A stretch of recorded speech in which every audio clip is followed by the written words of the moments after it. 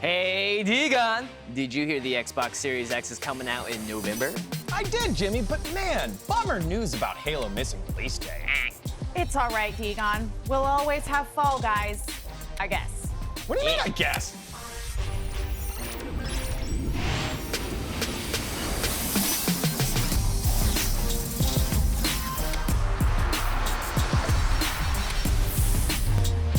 Hello, and welcome back to The Download, the only show that covers everything that you, and by extension, us, care about. My name is Emma Fife, and I'm here with Jimmy Wong and Daniel Degon Gonzalez to break down the news from video games, movies, TV, and way more, live from right here in the VENN studio. That means yes, you can hit us up in chat or on Discord. Let us know what you think throughout the show. We are watching, I promise. In just a few minutes, we'll be joined by FaZe Clan head of esports, Erik Anderson. FaZe up! Who will give us an exclusive info on how FaZe blew the roof off on the weekend's Valorant Invitational. But first, let's kick things off with today's biggest stories in the lowdown. Now, less than a month after an extended gameplay trailer was shown at the Xbox Game Showcase, Microsoft has announced that Halo Infinite will be delayed until 2021. Get wrecked! That means Halo Infinite will miss the launch of the Xbox Series X, which has been confirmed to be happening in November. Said Chris Lee, studio head of developer 343 Industries, the decision to shift our release is the result of multiple factors that have contributed to development challenges, including the ongoing COVID-related impacts affecting us all this year. I want to acknowledge the hard work from our team at 343 Industries, who have remained committed to making a great game and finding solutions to development challenges. However, it is not sustainable for the well-being of our team or the overall success of the game to ship it this holiday. Now, we're going to have Matt MrX on in a bit to talk about what this means for Halo, but for you guys, what does this mean for the launch of the next generation Xbox if it's missing Halo, its biggest game potentially? That there's no reason to buy an Xbox. Overpriced Xbox for no games? Yeah, that makes perfect sense to me. Halo is the launch title. This is what is. It's like not having a Mario for a Nintendo title, right? Exactly. Like, release. Yeah, I mean, listen, Xbox is really harping on the fact that there's going to be so many games that will be available to play at launch via Game Pass, but those games are also available to play on PC or on the existing Xbox 360, so I'm not really seeing a big push to sell Xbox Series X's. And I think Jimmy makes a fantastic point where it's like, hey, you have a mascot of your product, right? PlayStation's a little bit more ubiquitous in terms of the games that go along with it, but Mario with Nintendo, Master Chief and Halo with Xbox, that not being there when it was planned to be there is just a massive gaffe. Doesn't it feel like it was just a big It feels like whip? a massive gaffe. Everything about this feels like a massive gaffe. I mean, look, here's the thing. Maybe the game just straight up isn't ready for release. Maybe graphically, whatever it is, they've decided not to. But it just seems to me that, like, why would you not put every single person on deck to try and make this happen by the November release? No, totally. And I'm all for games taking their time to be released in a state where they are really done and they deliver a really nice finished package. But the fact of the matter is, it's exactly as you say, Jimmy, like, this is your flagship title, Xbox. It seems like it should be all hands on deck to make Halo happen, because otherwise, not really a lot of incentive for people to go out and purchase this new hardware. Let's have Cortana on as our next guest. So we can ask her, hey, what the heck's going on here? Hey, Cortana, tell us what's going on. Why is the Xbox not releasing with a Halo? Yeah, it doesn't feel great. One thing, though, that will possibly save it, and I'm interested in for next-gen sports games is for EA and 2K. Are they still making it for the PS4 and the PS5? Because a lot of tournaments, I feel like, that our console go towards using the Xbox as the default console that you have to play on. Right. Yeah. Some tournaments do use both. You've got your PlayStation champion and you've got your Xbox champion. But that's another title that I always felt like, as a mostly PlayStation user, seeing, hey, look, this is an Xbox-focused thing. Should I get the Xbox version? And really, when it came down to FIFA, a lot of the big names in FIFA use Xbox. So I thought that was pretty interesting, and maybe that's a saving grace for titles at launch. Yes. We'll see. Well, we will have plenty more on Halo later in the show. I just want to give a shout out to Twitch Chammed in the chat, says PS5 won from the start. Indeed they did. More on that later in the show. Breaking news this morning, the creators of the original Avatar: The Last Airbender animated series have walked away from the Netflix live-action adaptation.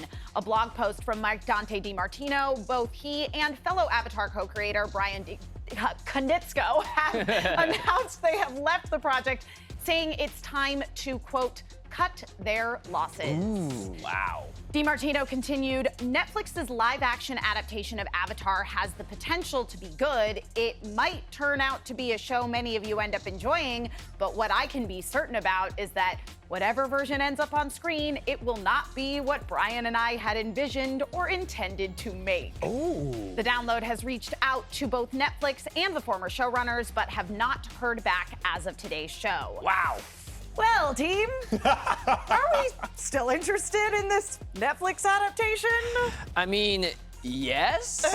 I'm still interested. When they first announced it, though, one of the things that both of the creators said that made my heart leap for joy, which is they did not want to make a whitewashed version of this. We all remember the disastrous M. Night Shyamalan movie. Oh, yeah. That just soured the taste of any sort of live-action adaptation of Netflix, or I mean, not Netflix, of Avatar. So I'm just so happy at when they first announced it that this was going to be happening, and now that they're walking away and specifically saying that what we will see is not their vision, I guess we can just throw all that out the window. Again, it would be one thing if it was some sort of production limitations that forced them to walk away or they had to go work on a different project.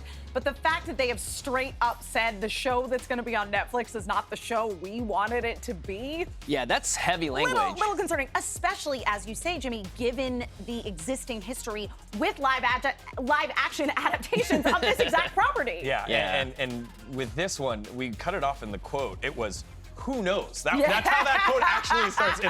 Who knows? Like, who knows? I feel like the backhanded complimentness here is just all telling, right? You got to read between the lines in that one. And I will say I am excited. There's somewhere in the depths of the internet a live action fan video of me doing, I think I was a firebender. Yeah, I was a firebender. Sick. So like I do very much we should add that to your enjoy third. this world. Yes.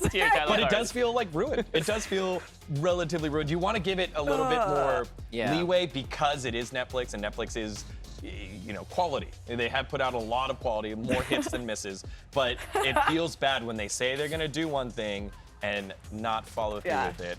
Kind of theme of our first two stories of the day. You know, there is a quote that they literally said, too much Hollywood fare is fast-tracked and the results speak for themselves. Thankfully for us and this series, Netflix is committed to doing it right. So that was what they had said a while back. I think it was sometime this year, and then now this news comes out. So clearly, I mean, look, I've been on a lot of productions. It's very complicated, but something must have gone very wrong. I mean, listen, chat is popping off right now about the Avatar: The Last Airbender movie. Yeah, let's see.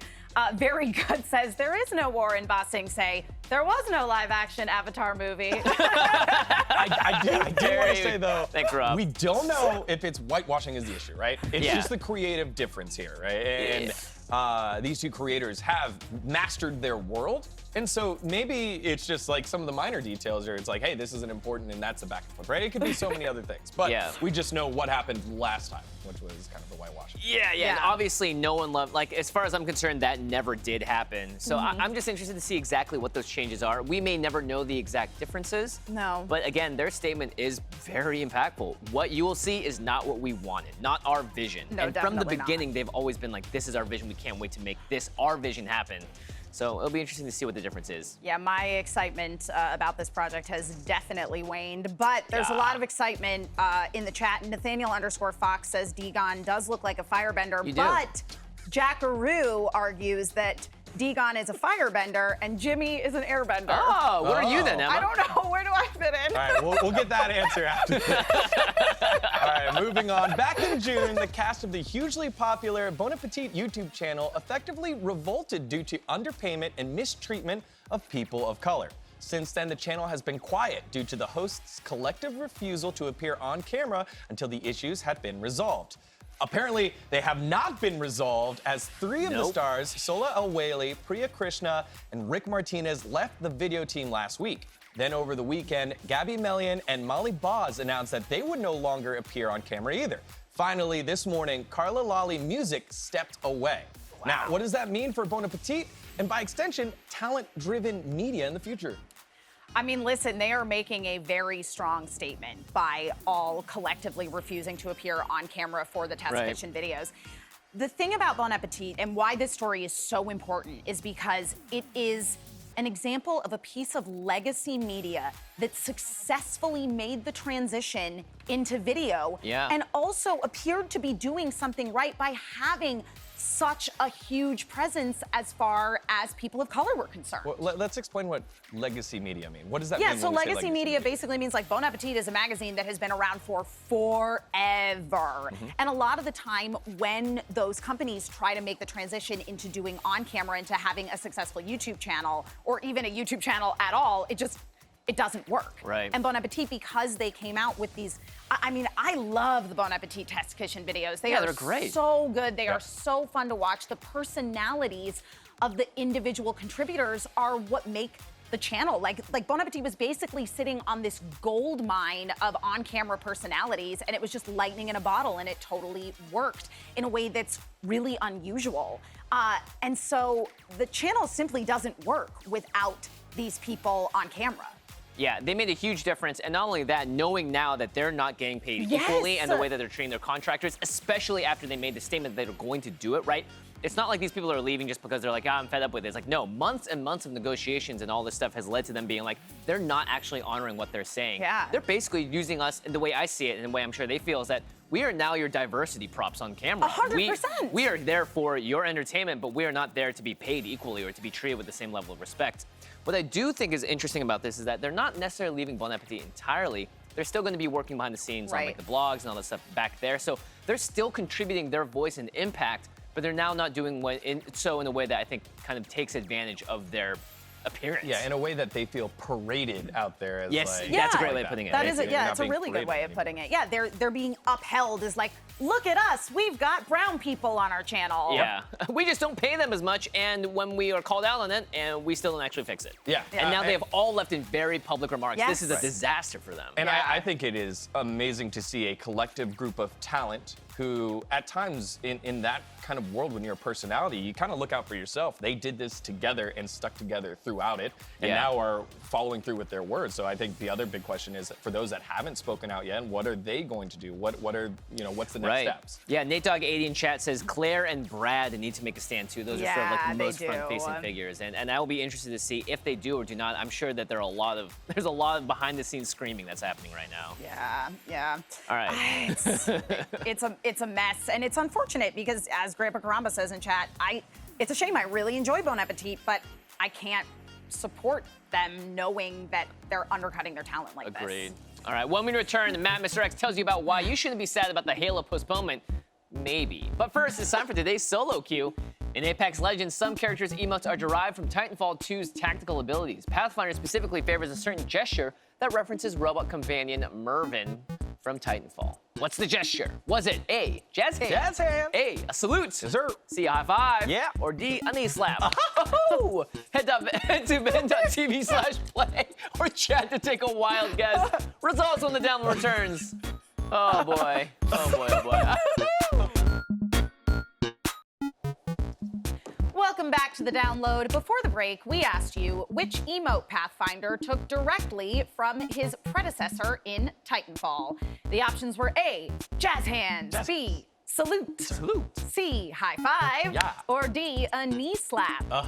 Now, it looks like the popular answer amongst the masses or guess is salute. Which is not exactly correct. Actually, it's not correct at all. The real answer is, of course, high five. It is a high five. Not a knee slap? Unacceptable. Yeah, I actually Not a knee slap with a woo!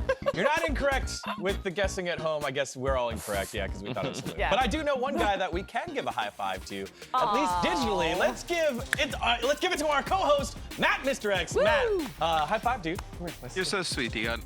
Is this going to be a new thing about me and you are going to... You're punching through the screen. Come on. Yeah. Oh. All right.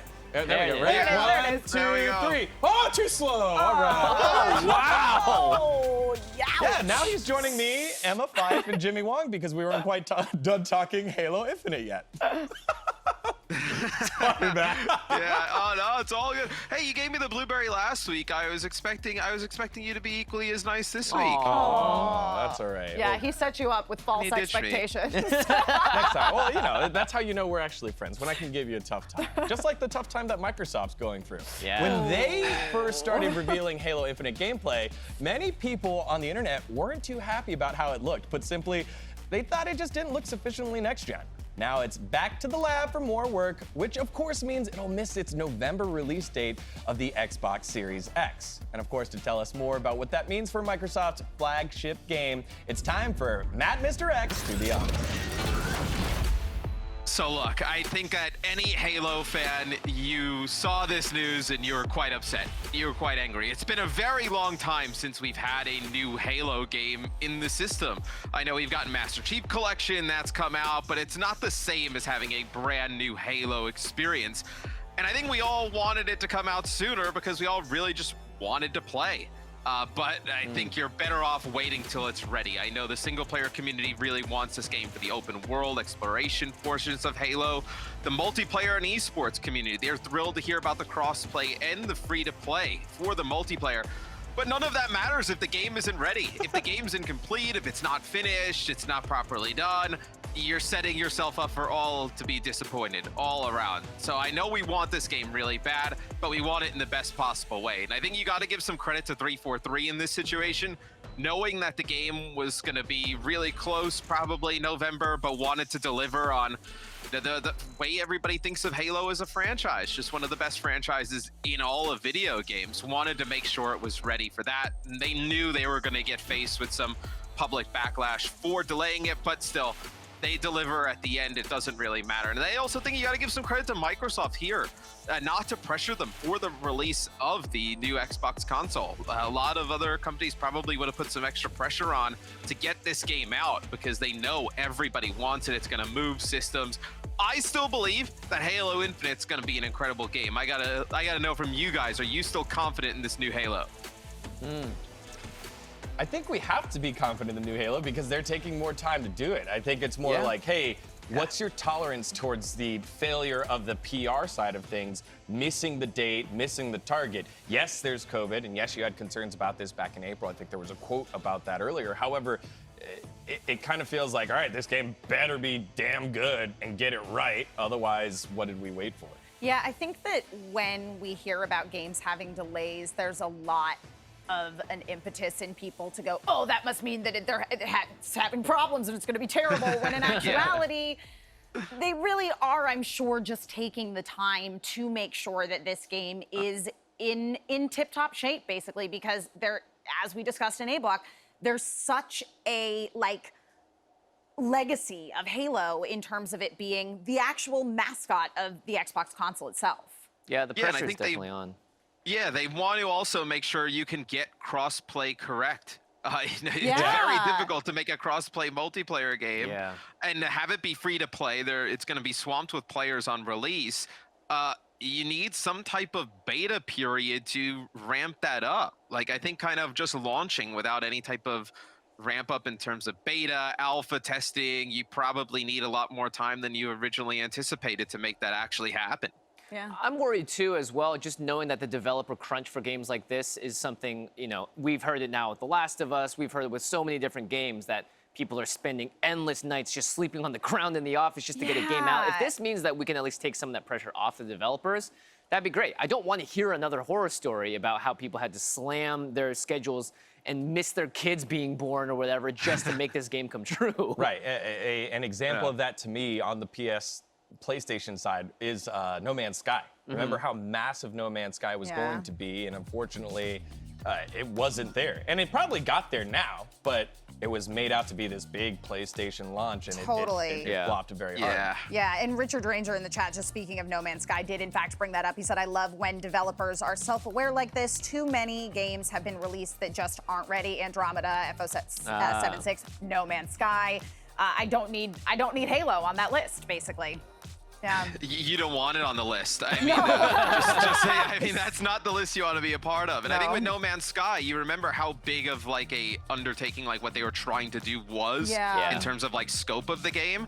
I mean, think about like how big of the scope of this Halo is with the free-to-play, multiplayer, cross-play. You have the single-player open world. It's a new console. You're also developing for PC. It's a huge undertaking that, you know, they've probably had years ready to do it, but that's still, it's a huge process, especially with the testing that needs to be done. So I'm happy that they've done this. I want to see Halo be great again. I want to see it make a huge comeback in terms of being one of the best shooting franchises out, especially for esports. I think I'll wait for that. Make Halo great again. You said it best. Yeah. Yeah, Darth Onyx in chat says that Halo hasn't really felt the same since Bungie left the series. Wow, that's a throwback right there. So, yeah. I think They tried to do a little bit of a throwback graphically to the Bungie games I thought in the so as trailer. well. Yeah, I think people kind of took it as like, oh, it may not be done, it may not be polished, but I took it as more of like, oh, this is going back to the Halo that I remember, like Halo 1, like Halo 2, like type of look and feel, which I love. I love Halo 1 and Halo 2. Oh, All right, me too. we're gonna reveal the results of our poll here. Oh. Buying a PS5 one. Oh, rough. Wow. I hope no Xbox employees are watching. Coming in strong there. I guess we Play don't it have on a ton of PC. Halo They'll play it skins. on PC. There you go. Yeah, buying it. They meant to say, they thought PS5 said PC because it kind of looks the same. Yeah, I mean, if they both start with a P. Well, anyway, the download has to take a break, but when we return, Shroud has finally emerged from wherever he was hiding since the shutdown of Mixer. We'll discuss that in just a few minutes. There's piles of money, like piles of money. But before we go, Blockbuster has returned, but only on Twitter. The long-gone video rental chain dropped a pair of tweets the first time since 2014. One saying, just checking in, followed up by a few hours later saying, okay, we've seen enough checking out. Bummer. My question for you out there in streaming land is, what should Blockbuster's next tweet be? Drop them in the chat or the Discord, and we'll read our favorites right after the break. Poor Blockbuster, man. They said checking in and out. Remember That's my reaction. Welcome back to the download. I'm Emma Fife, and I'm here live in the VENN studio with Jimmy Wong and Daniel Digon Gonzalez, plus Matt MrX here joining us on the magical big wall behind me. Before we left, we asked you to write Blockbuster's next tweet. Here are the best ones. Jimmy, you got one for us? Yeah, Lexana Veritas today said, forgot our favorite onesie in the hotel room closet, checking back in. It's an Airbnb now, if you don't know. It is actually, in fact, an Airbnb now, if you don't know. You literally can rent it. I sure want to. Like a rental. Digon, what you got? Yeah, Troy from Athens said, no, we did not forget about your rental of Daddy Daycare. We're going to need that one back. Oh, I like this one. Shunned Lizard says, be kind and rewind. 2020, that is. The whole thing. Also an amazing Michelle Gondry movie. Get rid of it. Xander Strange. Blockbuster says, hey, Netflix, remember that partner idea from 07? How you still feeling about that? Oh, come on, man. Sometimes you shouldn't stick to your guns, you know? Yeah, Correct. nah. Well, yeah, you guys crushed it. And time will tell if Blockbuster ever decides to return to Twitter. I know when I open Twitter, I sometimes want to turn around and never look back. Sometimes when you make a live TV show, you wish you had all the time in the world to give all your thoughts on literally everything that happened over the last couple days. Today is one of those days, so let's dig into some downloadable content. Yeah. All the big streamers are on their way back. Last week, we saw Dr. Disrespect make his return to YouTube, and then Ninja dropping in on Twitch for a day. On Tuesday, Shroud announced that he's made an exclusive deal with Twitch to return to the streaming platform. Just a few hours ago, he went live. Minutes ago. No, minutes ago. Just a minute ago. He went live, pulling in over 300,000 viewers before he even transitioned off of his intro screen. Yeah, He's still on that 320,000 screen, by the intro way. screen. Yeah. That's nuts. Big numbers. Before the show, you Dang. said the return to Twitch was the most obvious for Shroud. Why is that, my man? It's just, Shroud is like a hardcore gamer, right? Like he's an esports guy. Like he's not the most entertaining streamer. Like when you watch Shroud, you're not gonna get tons of memes. Like, you know you're just gonna get sick gameplay. Like he's gonna show up, he's gonna hang out, talk to the chat, like, and then he's gonna make plays that nobody else makes and makes them so casually. Right now, he's still sitting at his starting soon screen with 330K waiting for him to start. Keeps climbing. I know. So I would say he's getting off to a good start back on Twitch again. You know, I would say so, Matt. I mean, it's pretty good anyway. Yeah. I also, you know, he is a gamer because I think it was T1 Sony that tweeted out the biggest announcement of Shroud's career has been, you know, this whole thing going back to Twitch, and he's about to go raid in World of Warcraft with the boys. So like, with the boys. So I thought that was pretty hilarious. Yeah, there it is right there. There it is. If that ain't a gamer, I don't know what is. That's so great. Yeah, as Matt said, I mean, Shroud is somebody who is just a gamer at their core, and so the return to Twitch makes total sense. Total sense. Perfect sense. Speaking of streamers, Dr. Disrespect is wasting no time since his return to streaming on Tuesday. He offered to design a brand new map for Hi-Res Studios' Rogue Company, something the developer was more than happy to take him up on. Worth noting that Guy Beam, the doc's real name, has a lot of experience designing multiplayer maps, notably as a level designer at Sledgehammer Games working on Call of Duty Advanced Warfare. What do we think this means for the future of streamer partnerships with developers specifically? This to me is exciting. Yeah. I mean, I agree with Jimmy. I just like seeing the fact that we can have streamers who have a massive influence. We know that tons of budget is being put towards streamers just to play someone's game on stream. Now, if you can say like, hey, Fall Guys has an exclusive whatever, like Shroud t-shirt, whatever it is. I mean, like that's the minimum of it, but the maximum is something like this, where it's like, we're gonna go in there and I'm gonna tell you guys what I wanna see in the gameplay here, and then we'll play it with fans and fans get to react to that. That seems like a very easy integration. Yeah. Yeah, there's been stuff like this in the past. We've seen Ninja have the skin in Fortnite. We've seen Doc and Shroud have skins in PUBG. I remember back one of the coolest crossovers, that this is gonna be like how old I am, was like the Xbox 360 had a Rainbow Six Vegas game for Ubisoft. And they created the MLG arena in the game as a map, and you could go through like the actual venues that like people would compete in. So I think these type of crossovers are awesome. I think fans love it. It's really, you kind of just reskin a map you probably already had and just kind of call it like the Doc map. Yeah.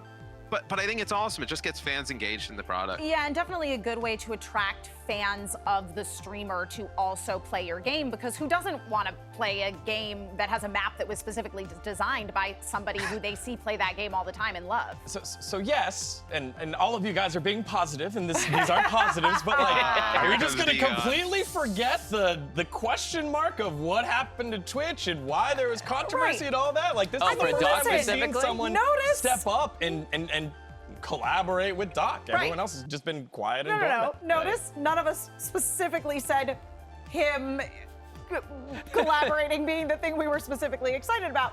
The concept idea overall, is cool. yes, it's very good. Yeah, personally, from me to Guy, I don't know why you're even in public right now if there's something legal looming over you. But you know what? More power to you. Hope it doesn't bite you in the butt. Yeah. Just saying. Yep, that's that. Moving on to something a bit more definitely cheerful, the biggest, cutest game in the world right now is getting even bigger. Today's patch for Fall Guys is bringing a popular beta level back from the dead. Jump Showdown is back, baby. The patch will also bring a bunch of bug fixes, as well as making Royal Fumble less likely to be the final Thank God, round. that round sucks. Just so we don't get completely exhausted of coming up against it so What do you mean we many don't? times. I mean, we already are tired of it. Tired of that. Well, okay, to be fair, Degon, I think you have played the most Fall Guys of any of us, though I know we've all thrown down. I'm trying to win still, Degon, so I can't have that kind of opinion yet. I know, I still need to get a W. Degon got one last night. I can confirm. I haven't All right, won well, yet. I was present for one, so. Right. I have to decide which crown I'm going to wear each day, you know? Jeez so I gotta make Louise, sure. Degon. Casual flex. Oh, yes. Also, I don't know if y'all caught, you can see him on the screen now, the Colonel KFC. Sanders. Colonel Sanders skin, yeah. You guys, I would buy that. So, like, Fall Guys, if y'all want to put that in the game, I'm in. The reaction to this game has just been massive. And Yeah. it's so cool because it feels like they didn't expect it. And maybe they did. Maybe they did. But it doesn't feel like they did. Devolver doesn't usually put like crazy power and crazy manpower behind these things. They make a lot of really fun hooks, games with hooks to play, and they've definitely done this one. You know, Mario Party takes Battle Royale, and the replayability of this is insane, as well as the friendly colors, the noises they make. Like, it's just been such a pleasure to play and watch and be a part of it that I'm fully down to go all in on Fall Guys. Like, well, that's the thing. They created an awesome game to watch. Like, you just turn it on and you get into game super quick. Like, the little beans look hilarious. They're flopping around everywhere, making noise. Like, I think it's a great game. They kind of stumbled into. They're like, hey, let's just make Mario Party Battle Royale. They probably didn't expect as many people to play it. I think it's awesome to see its success, though. Yeah, the barrier to entry in this one is super, super low, not to mention very cute. I just want them to increase that party size to 5, but that's my own thing. I think that to me would be my biggest request is like, you know, why stop at 5? Let's go 8, you know? Let's go crazy. Or even give me custom games where, like, if you're a streamer, you can put like a code in your chat and have people join right from there and be able to put on your own shows. That'd be dope. Yeah, well, bringing all this up, there was a recent article that just came out from the Washington Post by my friend Gene Park that gave out their best suggestions for some of the upgrades for this game, and I'm highly sure the Fall Guys dev team is aware of this. They gotta prioritize the right things first. I mean, who knows how far Fall Guys will go or fall. We're not falling anytime soon. This game rocks. Thank you so much for joining us, Matt. We do have to let you go. I know you gotta go practice those new Fall Guys levels. So when you return, you will be a champion. We have got to take a break, but when we come back, FaZe Clan's head of esports, Erik Anderson, will be live right here in studio to tell us how his organization is helping build Valorant into a top-tier esport. Got a question for Erik? Hit us up in the Discord or in the chat. The download is back in just a few. FaZe up. The download is back. Time's short, so let's get you in the know. On Tuesday, Joe Biden announced that he has selected Kamala Harris as his running mate for the 2020 presidential election. We know the ticket for the Democrats, who will be running to defeat old Donald Trump in November. Those of us at VENN wanted to stress the importance of voting in the upcoming election. Make sure you've registered and know how to vote safely this November. In other news, the godfather of modern Street Fighter is no longer at Capcom. On Sunday, the man most credited for the revival of the storied fighting game franchise announced that he will resign as Capcom brand manager. In a statement, he expressed his thanks to his fans of the Street Fighter series, as well as his regrets that he would not be able to do one more Shoryuken with them. So for the final time, 4 down, forward, punch. Thanks, Degon. Very, very illustrative. Good for live TV. Over the weekend, FaZe Clan held its Valorant Invitational Ignition Series, the biggest event so far in Riot Games' hero shooter's young life as an esport. Now, the FaZe team told VENN exclusively that by just about any measure, the event was a huge success, occasionally surpassing concurrent viewership of both the LCS and Overwatch League that same weekend. Here are some of those eye-popping numbers, especially for an org-run tournament. The event had more than 145 million minutes watched over 4 days. It crossed 181,000 concurrent viewers across all streams, 100,000 more than the previous peak concurrence of any previous Valorant esports event. Wow. Good stuff. Yeah, it's pretty crazy.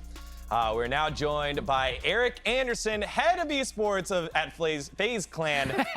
My bad, man. FaZe Clan. We can change the name for you. It's all good. FaZe FaZe Clan. You is to heard it talk here about the first. event. Blaze up. That's good. Yeah, Blaze up. All right, you heard it here first. This is the new trend. Erik, were you surprised at this weekend's success with the Valorant FaZe Clan Invitational? Honestly, absolutely blown away by the community's engagement. It was absolutely incredible. I mean, our team put in a lot of work, and we did it. And it was incredible to see it fully kind of flesh out and the community show up for it. And so it was pretty awesome overall. And I mean, this was basically a test run for all of y'all. But we know that you want to do more live stream events, and you've hit 1 billion views on YouTube. So what's next in the cards? Honestly, we have a really awesome production team that builds a lot of content around our talent and with our brand partners. And I think we're going to keep on kind of elevating the quality of the content we make. You know, we're doing a lot of success on TikTok right now too. So fingers crossed it still sticks around for more than a few weeks. But I think we're just going to keep on building off of the success we've had so far, and then honestly try our hands at a few more big scale events. But I think, you know, we've set the bar pretty high, so you know, we want to make sure the next ones we put on are going to be at the same level. Sure. Well, I'd say Valorant is definitely one of those really exciting esports to come out, because I loved watching CSGO, and it has a lot of that same flavor and all that stuff. Do you think the future has a lot more of Valorant, or do you think for you and all at FaZe Clan, you guys want to start doing this but for different games, or is you're going to stick with Valorant for now? Yeah, I mean, I think we're open to doing with different games, but I think we're super bullish on Valorant. That's why we came in so early. It was really exciting to work with Riot on this, to work with our brand partners as well, Nissan and Verizon that came in on it. Right. And just to see the community slowly build, and it feels this kind of mixed, like early swell. Like this is the funny thing is the game is only a few months old, right? At this point, from include beta, it's like, you know, maybe 5 months. And so we're definitely going to do as much as we can around this game. We're going to keep on building out as many events as they let us, really, and then hope that everybody else keeps on kind of elevating the quality and moving next level. That's great to hear. Yeah, we're pumped about it. Yeah, and just some stats for everyone at home, just because, you know, compared to some of the other events, not that there's any knock on the events, this was just massive. There was 168,000 peak CCV, so collective viewers, across all of his streams, and 106,000 on the FaZe Clan channel alone. That was pretty nutty, as well as the fact that you got to collaborate with cross-team, cross-brand. You had Myth on there as well, being like a supporter. Super what cool. was that like, being like a hub for everybody in the esports space on this game? It's really awesome. I mean, because it's early game, I think everybody's coming together in a community sense, which is super cool. I mean, we slug it out with other orgs here and there and we compete, but it's really great to be able to work together with the publisher, with the other orgs. You know, we decided very early on that we were going to let influencers and streamers kind of co-host, hosting watch parties, basically. And I think we, no regrets about that decision whatsoever. It was really, really cool to see Myth support TSM at that level. We were all privileged to be able to watch some really amazing matches, but also basically getting a secondary version of the previous night, which we thought was the best match we were going to watch, and then we got to see, the sequel of it. So that was TSM super cool. Yeah. And I think that final lived up to expectations, and we're excited about what's going to be happening next with the next provider, the next tournament organizer that's putting on. I know we want to. Hopefully, they're going to step up from what we've done.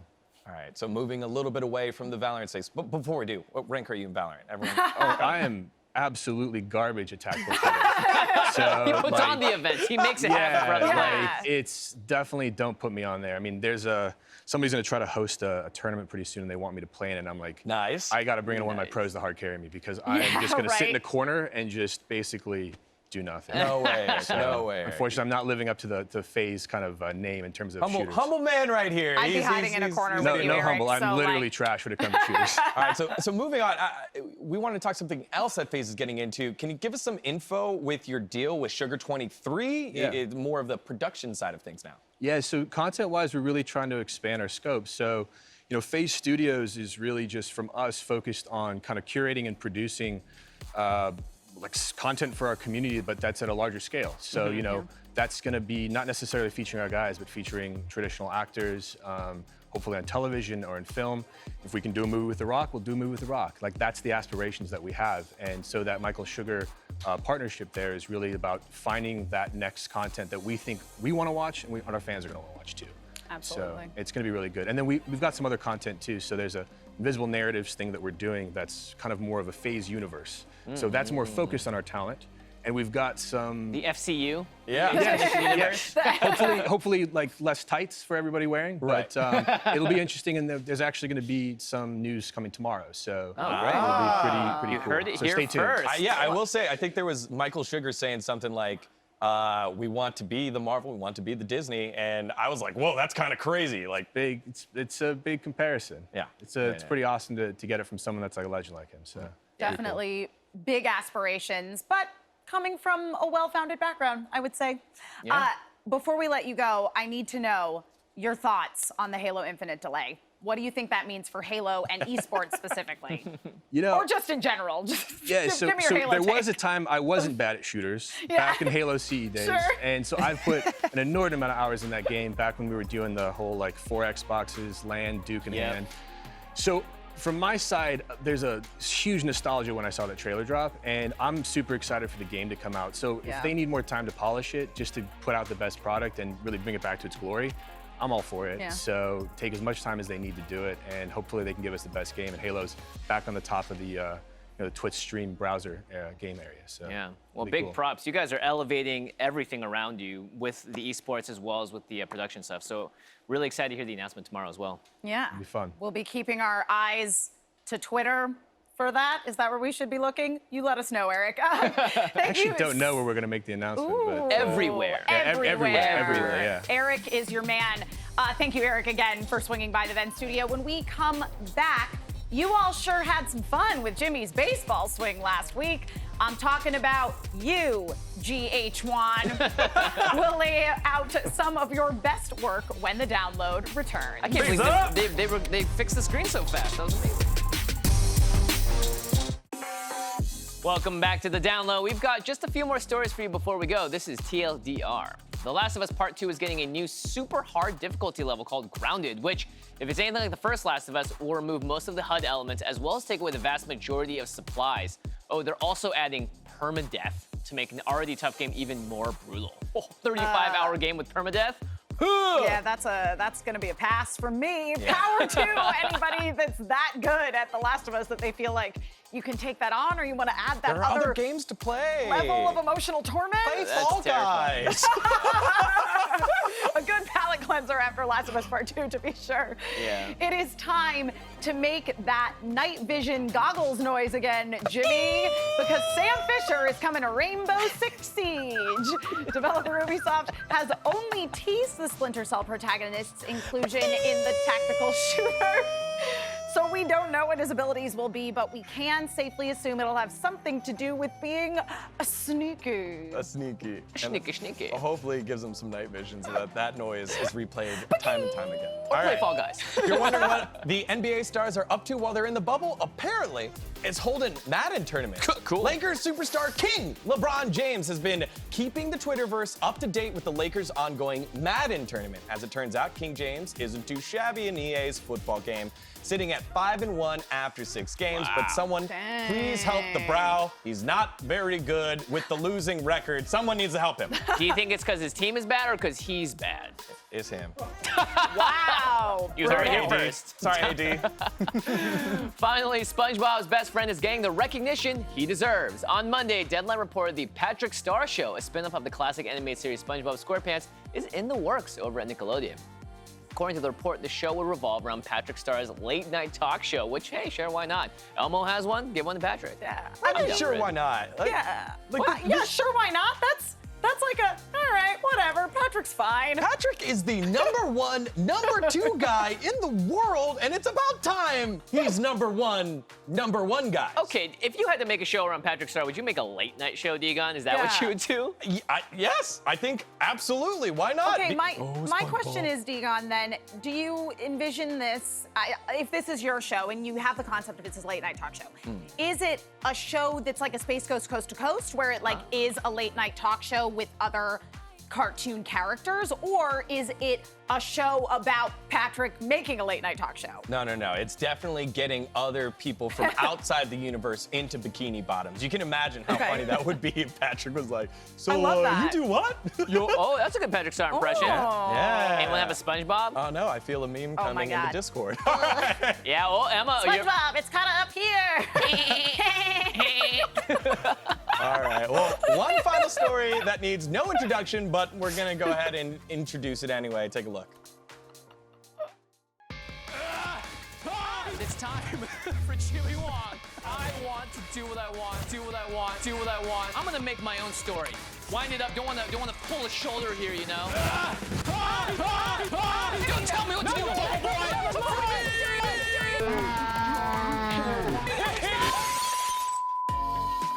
That was Jimmy at the end of last Friday's show, and with any emotional outburst that gets put on the internet, y'all memed the hell out of it.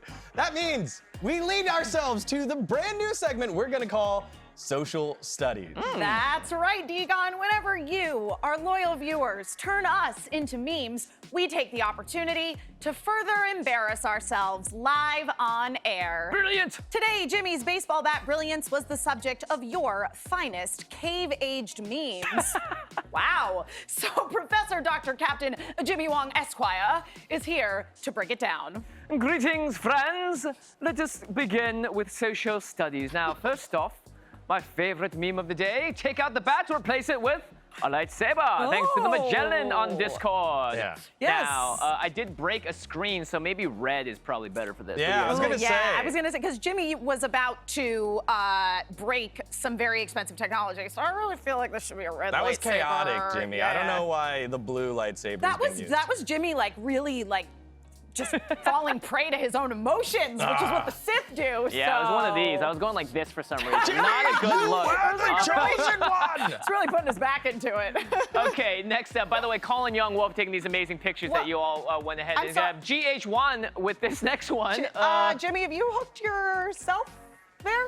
It would the face? appear In the that I face? have. You can tell by the fine splotch of blood they also added on here. Oh, nice detail. I yeah. just want to know, A are very you good making detail. that face before you catch yourself or after you catch yourself and then you're like, ah! I feel like it might actually be I mean, before. it's some good Photoshop, Jimmy- I gotta say. It is pretty good, to be Yeah. honest. Have you I ever like this gone on the fishing, live. Jimmy?